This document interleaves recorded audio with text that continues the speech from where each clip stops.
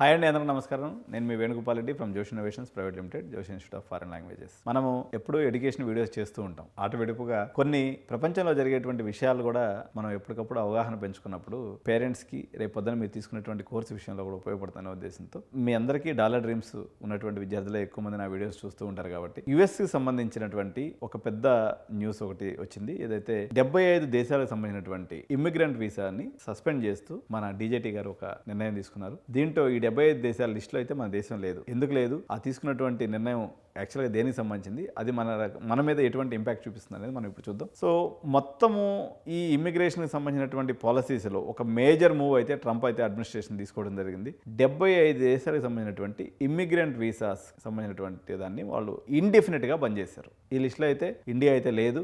ఎందుకు లేదనేది మనం 1 by 1గా చూద్దాం. ఈ దేశాలకు సంబంధించినప్పుడు చాలా దేశాలు, ఉదాహరణకి మన చుట్టూ ఉన్నటువంటి నేపాల్ కానీ, బంగ్లాదేశ్ కానీ, పాకిస్తాన్ కానీ, ఈ అన్ని దేశాలకు కూడా ఇమిగ్రేషన్ సంబంధించినటువంటి వీసాలు అయితే బంద్ చేయడం అయితే జరిగింది. ఓకే, సో ఇది ఏ బేసిస్ మీద చేశారనుకున్నట్లయితే అమెరికా యొక్క ఎకనామిక్ ప్రయారిటీస్ కానీ, సెక్యూరిటీ కన్సర్న్స్ కానీ, ఇమిగ్రేషన్ ఐడియాలజీ కూడా దీంట్లో మనకు తెలుస్తుంది అనమాట. సో ఈ ఇమిగ్రెంట్ సంబంధించినటువంటి డెసిషన్లో ఇది కొత్తగా తీసుకునేటువంటి ఇమిగ్రెంట్ వీసాస్ ఎవరైతే ఉంటారో వాళ్ళకి సంబంధించినటువంటిది. సో ఇది ఎప్పటి వరకు అమల్లో ఉంటుందంటే దానికి టైం లైన్ ఏం పెట్టలేదు, తర్వాత చెప్తామని అన్నారు. దీంట్లో అన్ని కాంటినెంట్స్ కూడా కవర్ అయినాయి. ఆఫ్రికా కానీ, మిడిల్ ఈస్ట్ కానీ, అదేవిధంగా చాలా కంట్రీస్ అన్నట్టు లాటిన్ అమెరికా కానీ, సౌత్ ఏషియా కానీ, అన్ని ప్రాంతాలు కూడా కవర్ అయినాయి.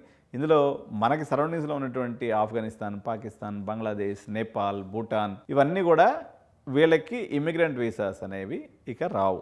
అసలు ఇమిగ్రెంట్ వీసా అంటే ఉద్దేశం ఏంటంటే అక్కడ ఎవరైతే పర్మనెంట్ రెసిడెన్సీ పెట్టుకోవాలనుకుంటారో, సెటిల్మెంట్ సంబంధించినటువంటిది లేదా గ్రీన్ కార్డుకి సంబంధించింది, దీన్ని ఇమిగ్రెంట్ వీసా అంటారు. మనం ఎవరైతే విద్యార్థులం పోతాం కదా, అది దాన్ని F1 వీసా అంటారు అనమాట. F1 అంటే student based visa, non immigrant visa. అది వీళ్ళు ఎవరంటే అక్కడే సెటిల్ అయినటువంటి వాళ్ళు, లేకపోతే ఫ్యామిలీ బేస్డ్ ఇమిగ్రేషన్ కానీ, లేకపోతే ఎంప్లాయ్మెంట్ బేస్డ్ గ్రీన్ కార్డ్స్ కానీ, డైవర్సిటీ వీసా ప్రోగ్రామ్స్ కానీ వీళ్ళకి అలవ్ అనేది ఉండదు. ఓకే, సో ఎప్పుడైతే మనకి PR వచ్చేస్తుందో అది ఆటోమేటిక్గా గ్రీన్ కార్డ్కి లీడ్ అవుతుంది. కాబట్టి అసలు PRకి సంబంధించినటువంటి స్టోరీలోకి ఈ 75 దేశాల వాళ్ళు ఎంటర్ అవ్వడానికి లేకుండా మన ట్రంప్ అనే అతను బ్యాన్ విధించాడు. సో దీనివల్ల మనకి చాలామంది అనుకుంటారు 75 దేశాల వాళ్ళు అసలు ఆ దేశానికి వెళ్ళడానికే లేదని చెప్పేసి. స్టూడెంట్ వీసాస్ వెళ్ళొచ్చు, టూరిస్ట్ వీసాస్ వెళ్ళొచ్చు, బిజినెస్ వీసా వెళ్ళొచ్చు, టెంపరీ వర్క్ వీసాస్, ఇవన్నీ కూడా యాజ్ యూజువల్గా నడుస్తాయి. అంటే షార్ట్ టర్మ్ ట్రావెల్ ఉండి ఎడ్యుకేషన్ కోసం కానీ ఉంటే మాత్రం మనం ఆ దేశాలకి ఈ 75 దేశాలలో కూడా ట్రావెల్ చేయొచ్చు. అయితే ఇమిగ్రేషన్ అనే పాయింట్ ఎప్పుడు వచ్చినా కానీ మీరు గుర్తుపెట్టుకోవాల్సింది ఏంటంటే అక్కడ పర్మనెంట్గా వాళ్ళకి PR రావడానికి కానీ, లేకపోతే గ్రీన్ కార్డ్ రావడానికి కానీ, రెసిడెన్సీ రావడానికి కానీ ఉపయోగపడేటువంటి ప్రోగ్రామ్స్ వీళ్ళకి ఏదైతే ఉన్నాయో వాళ్ళకి దీనికి సంబంధించినటువంటి వాళ్ళని తీసేశారు. దీనికి కారణం ఏంటంటే వాళ్ళు ఎంచుకున్నటువంటి ఏ ప్యాటర్న్లో దీన్ని చేశారనుకున్నప్పుడు ఈ చిన్న దేశాల్లో డాక్యుమెంటేషన్ అండ్ వెరిఫికేషన్ ఛాలెంజెస్ ఉన్నాయి. అదేవిధంగా మనకి ఆఫ్ఘనిస్తాన్లో తీసుకున్నప్పుడు అక్కడ ఒక అంటే దాన్ని ఏమంటారంటే టెర్రరిస్ట్ రెజీమ్ అనేది నడుస్తూ ఉంది. అక్కడ అడ్మినిస్ట్రేటివ్ సిస్టమ్స్ అనేది ప్రాపర్గా లేదు. అదేవిధంగా ఈ పాకిస్తాన్, బంగ్లాదేశ్ నుంచి ఏంటంటే పూర్వంలో అక్కడ ఉన్నటువంటి సెటిల్ అయిపోయినటువంటి పిల్లలకి వచ్చేసి పర్మనెంట్ PR వచ్చేసి ఉంటుంది అక్కడ పుట్టడం వల్ల వాళ్ళ ఫ్యామిలీస్ అందరినీ తీసుకొచ్చుకుంటున్నారు అనమాట. సో వీళ్ళ దగ్గర తీసుకున్నట్లయితే వాళ్ళ పర్ క్యాపిటా ఉండటం లేదు. అదేవిధంగా వీళ్ళు అక్కడ పోయేసి ఏం చేస్తున్నారంటే గవర్నమెంట్ ఎయిడ్ అనేది ఇస్తుంది. అంటే వీళ్ళకి ఎంప్లాయ్మెంట్ లేనప్పుడు PR హోల్డర్స్ కానీ, గ్రీన్ కార్డ్ హోల్డర్స్ కానీ వాళ్ళ గవర్నమెంట్ స్కీమ్స్ పెడుతుంది అనమాట. అంటే ఫుడ్ కూపన్స్ ఇవ్వడం, ఇలాంటివన్నీ కూడా ఏదైతే ఉందో గవర్నమెంట్ మీద చాలా భారం పడుతుంది అనే కాన్సెప్ట్ తోటే ఈ 75 దేశాల వాళ్ళు రావడం వల్ల నా దేశానికి ఎటువంటి ఉపయోగం లేదు.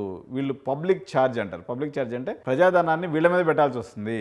అందువల్ల ఈ దేశాల వాళ్ళని మేము వాళ్ళు ఇమ్మిగ్రెంట్స్గా ఉండడానికి మేము రానివ్వము అని చెప్పేది దీని యొక్క సారాంశం. సో దీంట్లో పబ్లిక్ వెల్ఫేర్ సిస్టమ్స్ మీద ఉన్నటువంటి ఫినాన్షియల్ ప్రెషర్ ఏదైతే ఉందో దాన్ని తగ్గించడంలో భాగంగా డొనాల్డ్ ట్రంప్ అనేది నిర్ణయం తీసుకోవడం జరిగింది. సో దీంట్లో ఇండియా ఎందుకు ఎగ్జామ్షన్ ఉందంటే మనోళ్ళు యాడికి పోయినా మూట కట్టేదే ఉంటుంది. ఎప్పుడు అడుక్కునే పంచాయతీ చేయరు. పాకిస్తాన్ వాళ్ళు ఏంటంటే పోయినప్పుడు ఆయన ఆడ కూడా ఏం పని చేయకుండా అడుకునే దాని మీద ఎక్కువ ఫోకస్ పెడతారు అనమాట. మన వాళ్ళు ఏంటంటే బాగా చదువుకొని ఉంటారు, హైలీ ఎడ్యుకేటెడ్ ఉంటారు. అదేవిధంగా మన ఇంజనీరింగ్, హెల్త్ కేర్ అక్కడ మీద వీటిలో వెళ్తారు కాబట్టి వీళ్ళందరూ కూడా సఫిషియెంట్ ఫండింగ్ ఉంటుంది. ఒక రకంగా చెప్పాలంటే యుఎస్లో ఉన్నటువంటి యావరేజ్ అమెరికన్ సిటిజన్ కన్నా మన వాళ్ళు ఎక్కువ సంపాదిస్తారు అడిగి. అందువల్ల మనకి అక్కడ ఉన్నటువంటి వెల్ఫేర్ స్కీమ్స్ అనేది మన వాళ్ళు వాడుకోవడం అనేది చాలా తక్కువ అనమాట.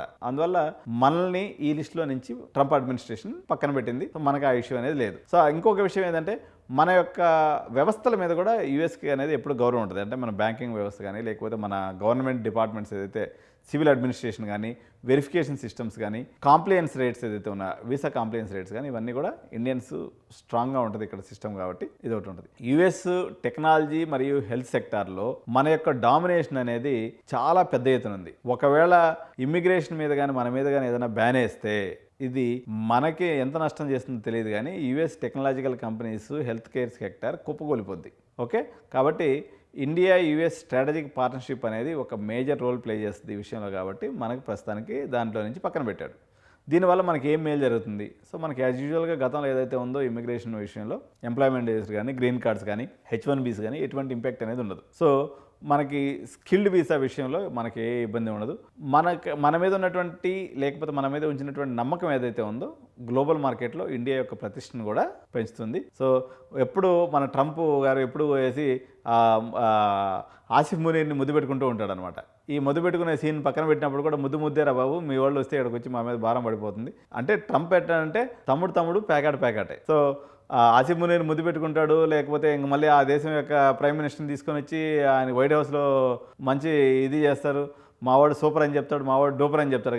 కానీ మీ ప్రజలు అక్కడ పోయిన తర్వాత అక్కడ ఉన్నటువంటి స్కీమ్స్ మీద ఆధారపడి ఏమి పనులు చేసుకోకుండా మీ దగ్గర అసలు డాక్యుమెంటేషన్ సిస్టమ్ లేకుండా డబ్బులు ఎవరికి ఇస్తే వాడికి గుద్ది పంపించేస్తే ఆ దేశం మీద భారం పడుతుంది. ట్రంప్ తీసుకున్నటువంటి నిర్ణయం తప్పేం కాదు. కాకపోతే మన దగ్గర ఉన్నటువంటి వ్యవస్థలు గొప్పవి అని చెప్పడానికి ఇది ఒక నిదర్శనం అని మనం అనుకోవచ్చు అనమాట. సో ఇదండి, దీనివల్ల ఏంటంటే మనము దేశం యొక్క పరువును కాపాడాలి అంటే మరింతగా కష్టపడాలి. సో మన అవసరాన్ని వాళ్ళకి కల్పించినప్పుడు మాత్రమే ఈరోజు ట్రంప్ అడ్మినిస్ట్రేషన్ చాలా వైల్డ్గా బిహేవ్ చేస్తుంది. మొత్తం మార్కెట్ అంతా అతలాకుతలంగా ఉంది. కానీ మన అవసరాన్ని నిలబెట్టుకున్నంతసేపు, మనం కష్టపడ్డంత సేపు, మనము ఎవరికి హామ్ చేయనంతసేపు, మనం డిసిప్లైన్గా ఉన్నంతసేపు మన దేశం ఎప్పుడు గౌరవించబడుతూనే ఉంటుంది. వాళ్ళ అవసరం ఉంటుంది కాబట్టి అవసరం కొద్దైనా సరే వాళ్ళు ఒక అడుగు వెనక్కి తగ్గుతారు మనకేదన్నా మన మీద యాక్షన్ తీసుకునేటప్పుడు. కాబట్టి ఇదండి ఈరోజు వీడియో. సో ఇలాంటి మరిన్ని ఇంటర్నేషనల్ అప్డేట్స్ ఏదైతే ఉన్నాయో మీ ముందుకు ఎడ్డి9 ఎప్పటికప్పుడు తీసుకొస్తుంది. ఛానల్ తప్పకుండా సబ్స్క్రైబ్ చేయండి. Thank you so much. జై హింద్.